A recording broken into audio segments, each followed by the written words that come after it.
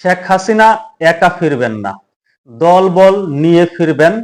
5ই August পরবর্তী সময়ে যে সকল আওয়ামী লীগ নেতাকর্মীরা দেশ ত্যাগ করতে বাধ্য হয়েছে, দেশের বাইরে এখন অবস্থান করছে, সেই সকল নেতাকর্মীদেরকে সঙ্গে নিয়ে শেখ হাসিনা ফিরবেন।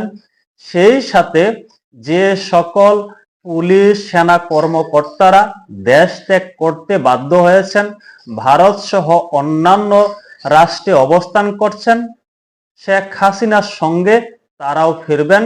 শেখ হাসিনা সেই সকল পুলিশ সেনা কর্মকর্তাদেরকে সঙ্গে নিয়ে বাংলাদেশে ফিরবেন।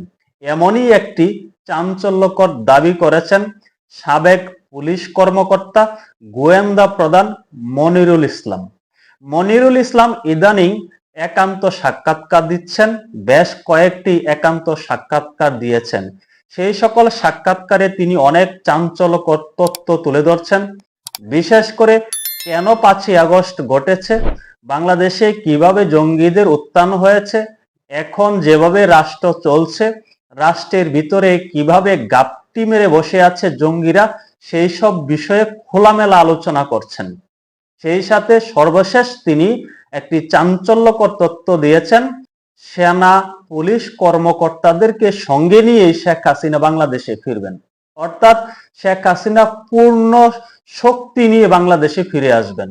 আমি আমার একটি পূর্বের ভিডিওতে একটি তথ্য প্রকাশ করেছিলাম, যে সকল আওয়ামী লীগের প্রথম সারির নেতারা এই মুহূর্তে দেশের বাইরে অবস্থান করছেন, তারা এই মুহূর্তে ভারতের কলকাতায় ভিড় জমিয়েছেন।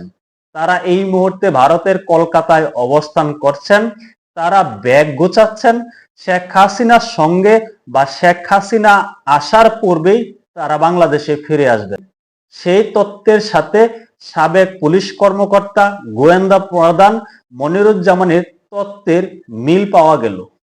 মনিরুজ্জামান বলছেন শেখ হাসিনার সঙ্গেই তারা ফিরবেন, সকল পুলিশ কর্মকর্তা এবং সেনা কর্মকর্তারা শেখ হাসিনার সঙ্গে ফিরবেন। এই যে অনেকে বলে থাকেন শেখ হাসিনার পদধ্বনি শোনা যাচ্ছে, সেটি কি বাস্তবায়ন হতে যাচ্ছে? সত্যিই কি তাহলে শেখ হাসিনার পদধ্বনি শোনা যাচ্ছে? শেখ হাসিনার আগমনী বার্তা দেওয়া হচ্ছে? এই মনিরুজ্জামান সাহেবরা কি শেখ হাসিনার আগমনী বার্তা দিচ্ছেন?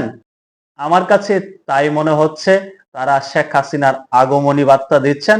শেখ হাসিনা যে ঘোষণা দিয়েছেন চলতি বছরের ডিসেম্বরের মধ্যেই তিনি বাংলাদেশে প্রত্যাবর্তন করবেন, সেটির ইঙ্গিত দিচ্ছেন মনিরুল ইসলামরা।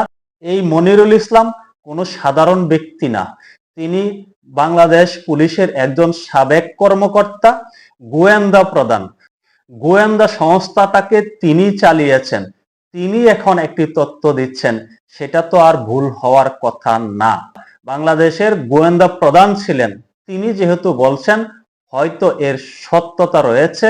শেখ হাসিনা যেদিন ফিরবেন, দলবল নিয়ে ফিরবেন, এই মুহূর্তে যে সকল নেতা কর্মীরা দেশের বাইরে অবস্থান করছে, সেই সাথে যে সকল পুলিশ কর্মকর্তা সেনা কর্মকর্তারা দেশের বাইরে অবস্থান করছেন, দেশ ত্যাগ করতে বাধ্য হয়েছিলেন, তাদেরকে সঙ্গে নিয়ে শেখ হাসিনা বাংলাদেশে ফিরবেন। দেখা যাক কি হয়, বাকিটা সময় বলে দেবে। আপনাদের কাছে একটি অনুরোধ রাখতে চাই, যদি আমার এই আলোচনা ভালো লাগে, যদি আপনাদের আরো আলোচনা শোনার ইচ্ছে থাকে, তাহলে আমার এই চ্যানেলটি সাবস্ক্রাইব করুন, লাইক করুন, কমেন্টস করুন। ভালো থাকবেন। আল্লাহ হাফেজ।